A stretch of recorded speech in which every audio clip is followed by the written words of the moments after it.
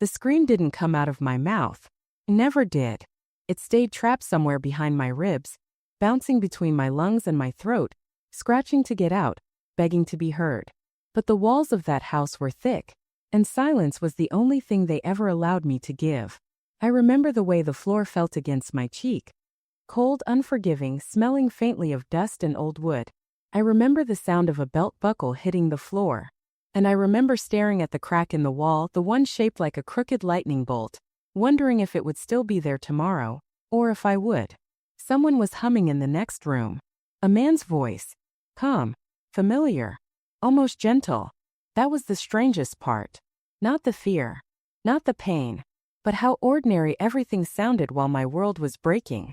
I didn't understand it then. I was too young to understand most things.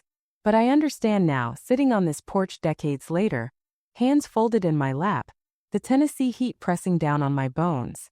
Silence wasn't accidental. Silence was trained. Silence was survival. They say family is the safest place in the world. That's the first lie I ever learned. My name is Jessica Randall. People call me Miss Jessica now. They smile when they say it like that title carries warmth and respect. But once upon a time it meant nothing. I was just a girl in a small house in Oakage, Tennessee, born in 1951, in a time when girls were taught to lower their eyes and swallow their questions, especially their pain.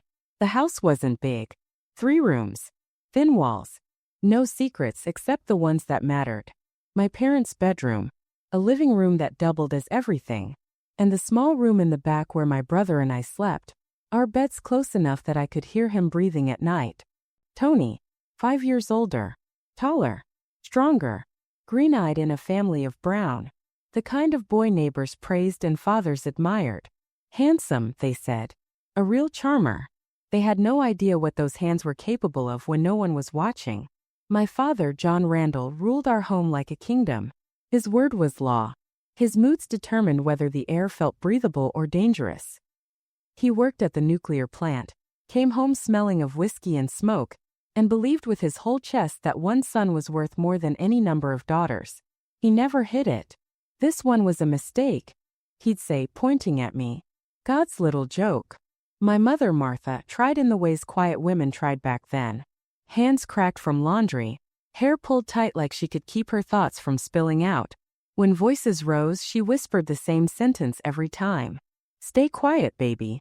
It'll pass. But some things don't pass. Some things sink in.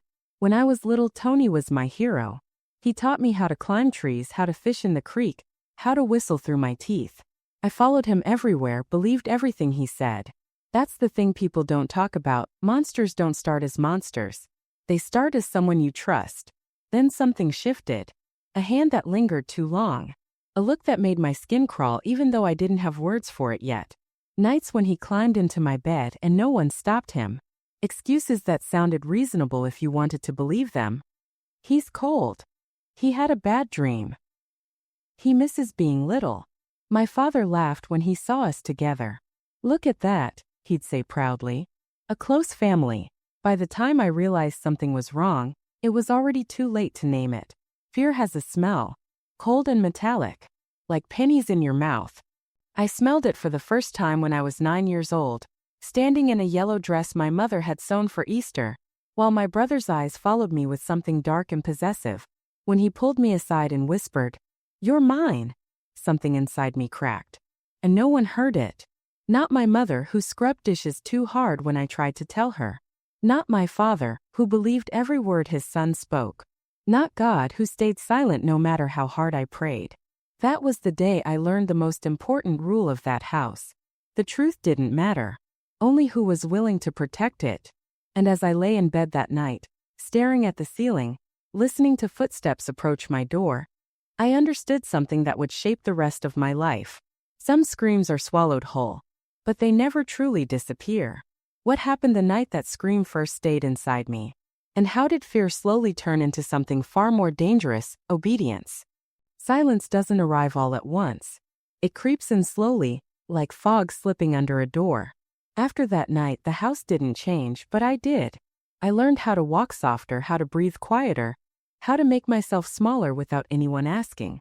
I learned that if I didn't draw attention, maybe attention wouldn't find me. Childhood stopped feeling like something I was inside of and started feeling like something I was trapped beneath. Tony acted normal the next morning. That was the part that confused me the most.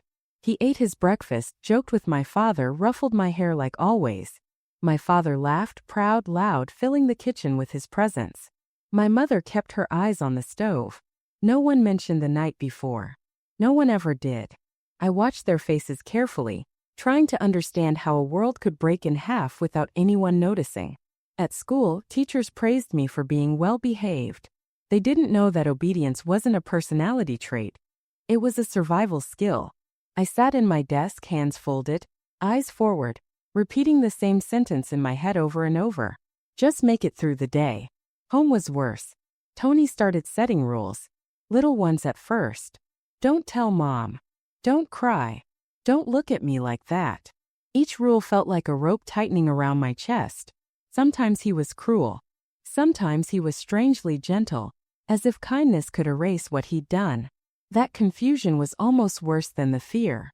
I didn't know which version of him would show up, and that uncertainty kept me constantly on edge.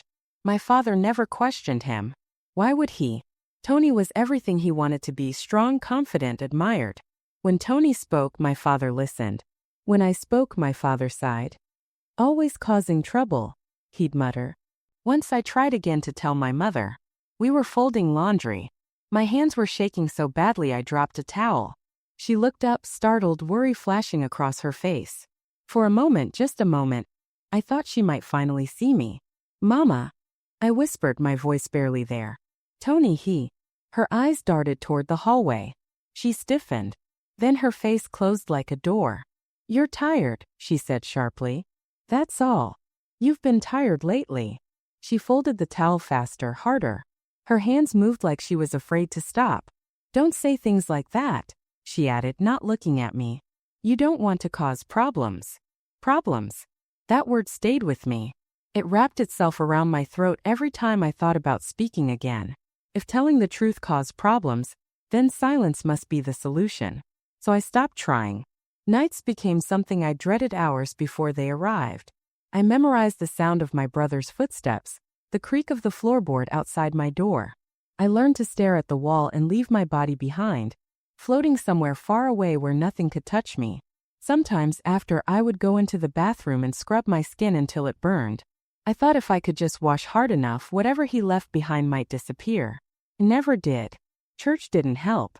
The pastor talked about forgiveness, about honoring your family, about obedience to God and parents. I sat in the pew, hands clenched, wondering if God could hear thoughts. Wondering if he could hear screams that never made it past the lips. If he could, why wasn't he answering? By the time I turned 12, something inside me had hardened. Fear was still there, but beneath it, something new began to grow. Anger. Quiet, patient anger. I didn't know yet what I would do with it. I just knew it was there, waiting, watching, remembering.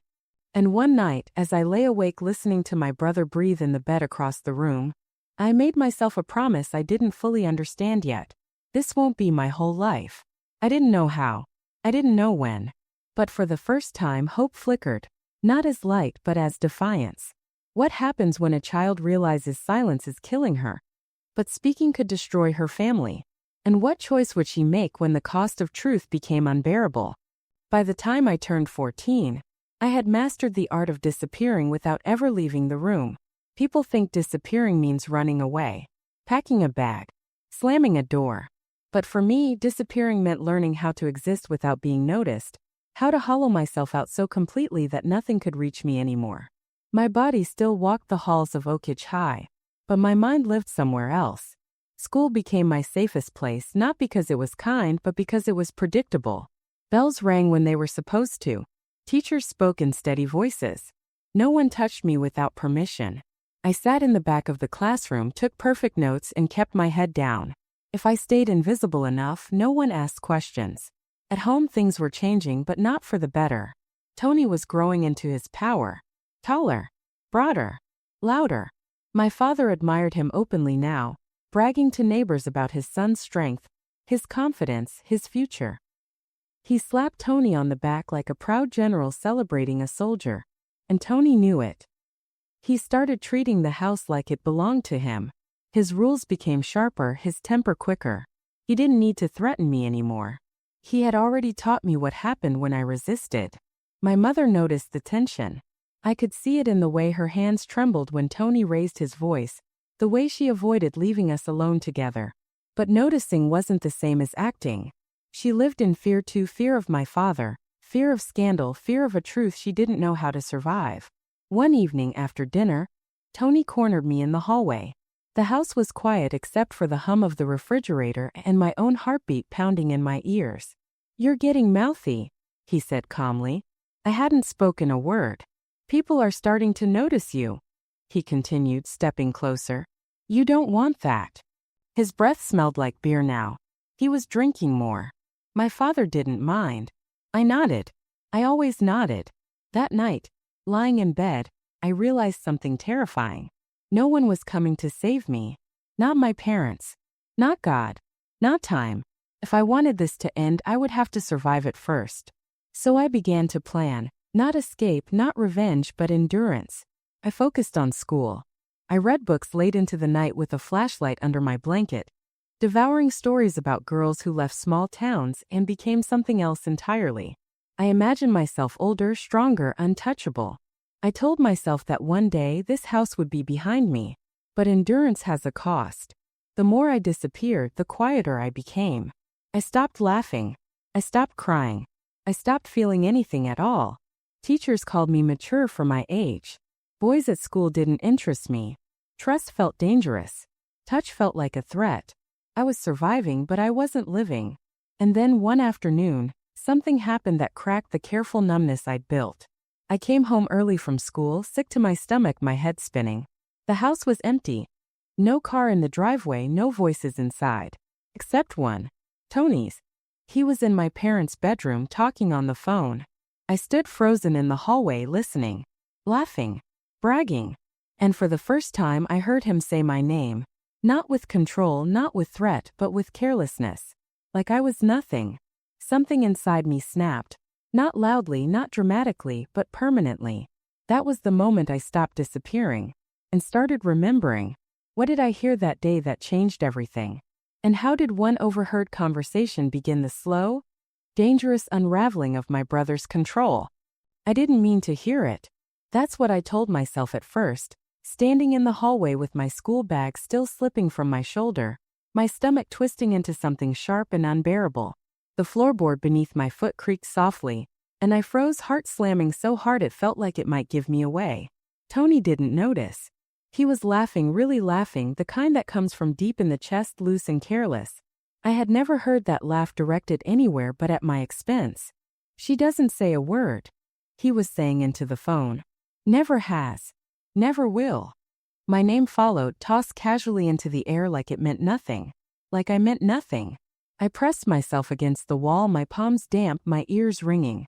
Every instinct told me to run, to hide, to disappear again. But something stronger held me there, something I didn't recognize yet. He kept talking. About me. About the house. About how easy it was. "You just have to scare them early," he said. "Break them before they know they have a voice." There it was. Not confusion. Not misunderstanding. Not some terrible accident of childhood. Choice. He had chosen this. The world tilted. The hallway felt narrower. The walls closing in like they were trying to crush me into the floor. I tasted metal in my mouth and realized I was biting my own tongue to keep from making a sound. In that moment, something inside me rearranged itself. I had spent years wondering why me, why this family, why silence had swallowed everyone whole. I had blamed myself in 1,000 small ways, convinced I must have done something to deserve it. But standing there, listening to him brag, I finally understood the truth I had been too afraid to touch. This was never my fault. That knowledge didn't free me. Not yet. But it gave me something else, clarity.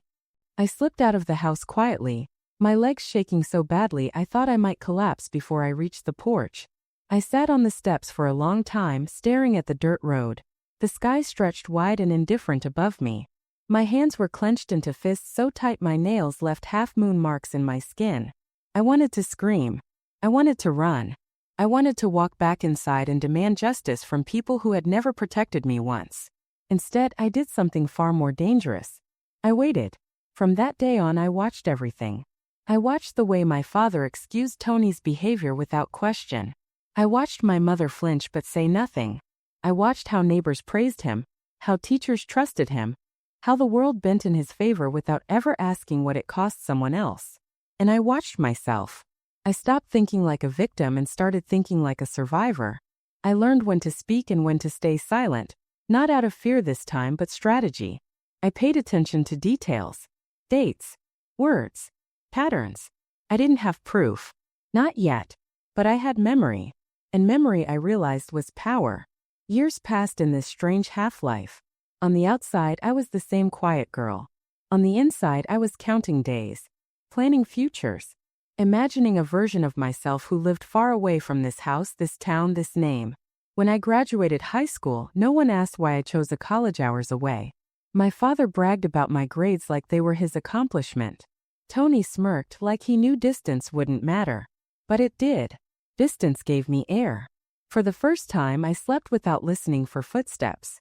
I learned what it felt like to laugh and mean it. I made friends. I learned that not every raised voice meant danger. Not every touch came with a price.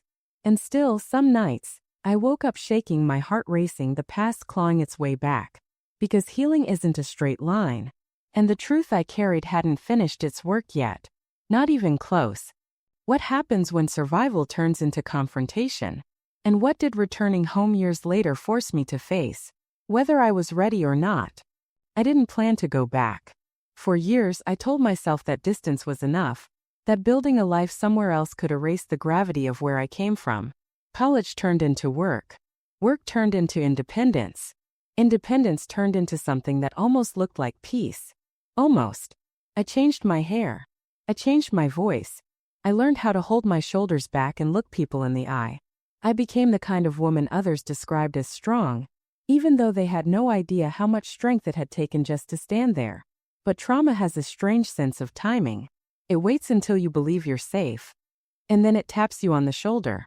The call came on a gray afternoon. I was in my apartment, the hum of traffic outside my window, a half-drunk cup of coffee going cold on the table. "Your mother's been taken to the hospital," the voice said. My father. Older. Rougher. Still heavy with authority. For a moment I couldn't breathe. Not because I loved her the way daughters are supposed to love their mothers, but because she was a thread that still tied me to that house. I told myself I'd go for one reason only. Closure. That's the word people like to use when they're lying to themselves. The house looked smaller than I remembered. The paint was peeling. The porch sagged in the middle like it was tired of holding up history. As I stood there, suitcase at my feet, I felt 14 again. Small, quiet, bracing for impact. Tony answered the door. Older now. Heavier. But the eyes were the same. They flicked over me, measuring. "Well," he said. "Look who finally came home." Something inside me steadied. For the first time, his presence didn't steal my breath. My mother lay in a hospital bed. Fragile and shrunken tubes tracing the outline of her body. She looked at me like she wanted to say something. Like she had been wanting to say something for years. But she didn't. She squeezed my hand instead, her grip weak, apologetic. That hurt more than any words ever could. Over the next few days I stayed. I cooked. I cleaned. I listened. The house was quieter now, stripped of its authority. My father moved slower. Tony no longer ruled. It turned out his power had depended on silence and youth. And silence was something I had finally outgrown. One evening after dinner, Tony followed me onto the porch. The cicadas were loud, the air thick and heavy. "You should let things go," he said casually. "What's done is done." I looked at him. Really looked at him. And for the first time I saw fear flicker behind his confidence. "I never forgot," I said softly. His smile faltered. That was the moment he realized something had changed. I wasn't here to disappear anymore. I was here because the past had followed me home, and it was done waiting. What happens when the truth finally demands to be spoken? And who would stand with me when silence was no longer an option? The first night I slept back in that house, I didn't close my bedroom door. That might seem like a small thing. It wasn't. For years, a closed door had meant fear, listening, waiting, bracing. Leaving it open felt like a quiet rebellion, like telling the past it no longer controlled the shape of my nights. I lay awake anyway. The house made the same sounds it always had. The old ticking clock, the distant groan of pipes, the wind slipping through cracks in the walls. But something was different now. The sounds no longer felt like warnings. They felt like witnesses. The next morning, my mother asked me to sit with her. Her voice was thin, frayed at the edges, but there was something else in it too. Resolve, maybe, or regret that had finally grown too heavy to carry alone. "I should have protected you," she said suddenly. The words landed hard. I had imagined this moment 100 times over the years. Imagined screaming, crying, demanding explanations. Instead, I felt a strange calm settle over me. "Yes," I said. "You should have." She closed her eyes, tears slipping down the lines of her face. "I was afraid," she whispered. "Your father, Tony. I didn't know how to stop it." I believed her. That didn't excuse it, but it explained something I had spent my whole life trying to understand. That fear can make accomplices out of good people, and silence can feel safer than truth until it isn't. That afternoon, my father cornered me in the kitchen. "You've been stirring things up," he said, his voice sharp but tired. Age had stripped him of his thunder, leaving only habit behind. "This family doesn't need old wounds opened." I met his gaze. "They were never old to me," I said. He looked away first. That night, everything broke open. Tony came home drunk, louder than he'd been in years. He accused me of poisoning our parents against him, of rewriting history, of ruining the family. "You think you're better than us now?" he sneered. I didn't raise my voice. "I think the truth deserves air," I said. That was when he lunged. Not at me, but at my words. My father stepped between us, for once unsure of where his loyalty lay. My mother screamed. Neighbors' lights flicked on. Someone knocked. Someone called the police. And suddenly silence, the thing that had protected him for decades, had nowhere left to hide. As Tony was led away, he looked back at me, fury and disbelief twisted together. "You'll regret this," he said. I didn't answer, because in that moment, I realized something extraordinary. I wasn't afraid anymore. What happened after the police arrived? And how did the truth I'd carried for decades finally change everything? The police lights washed the house in red and blue, colors I had only ever seen from a distance before. They reflected off the windows, the same windows that had watched me grow up quiet and afraid. The same walls that had swallowed my screams and pretended nothing was wrong. This time, the house didn't stay silent. Tony sat on the porch steps, wrists cuffed, jaw tight with rage and disbelief. He kept looking at my father, waiting, still waiting for rescue, for loyalty, for the old order to reassert itself. It didn't. My father stood off to the side, shoulders slumped, suddenly small. For the first time in my life, he looked like a man who had lost control of his own story. He didn't speak. He didn't defend. He just stared at the ground, like maybe if he avoided the truth long enough, it would retreat back into the dark. It didn't. An officer approached me gently. He asked simple questions at first: name, age, relationship. His voice was calm, professional, unhurried. Then he asked the question that mattered. "Is there anything else we should know?" The porch light buzzed overhead. Moths circled it endlessly, drawn to something they couldn't escape. I thought of myself years ago, trapped in that same cycle, pulled toward hope, burned by it, surviving anyway. I felt the old fear rise. And then I felt something stronger. "I remember," I said. The words didn't rush out. They didn't explode. They landed carefully, deliberately, like stones being placed one by one. I told them everything. Not all at once. Not dramatically. Just the truth, steady and unembellished. Years. Patterns. Silence. The cost of it. My voice shook sometimes, but it didn't break. I had carried this story for so long that speaking it felt less like confession and more like release. My mother cried openly now. Not quietly. Not behind closed doors. She cried where people could see her grief, her guilt, her shame. It was messy and imperfect and real. And somehow that mattered. The investigation took time. Truth always does. There were interviews, records, conversations that reached back through decades. Some people believed me instantly. Others didn't. I learned that too. How even the truth doesn't guarantee comfort, but it guarantees clarity. Tony was charged. The town whispered. Some neighbors looked at me with pity, some with doubt, a few with admiration I didn't ask for. My father stopped speaking to me altogether. I let him. For the first time, I didn't feel responsible for holding anyone else together. I moved back to my own life eventually, but I didn't leave empty-handed this time. I carried something new with me, something solid. My voice. Years later, people would ask how I survived it all, how I endured childhood, silence, betrayal, confrontation. I never knew how to answer simply, so I told them this. I survived because one day I stopped disappearing. I survived because silence only has power when we protect it.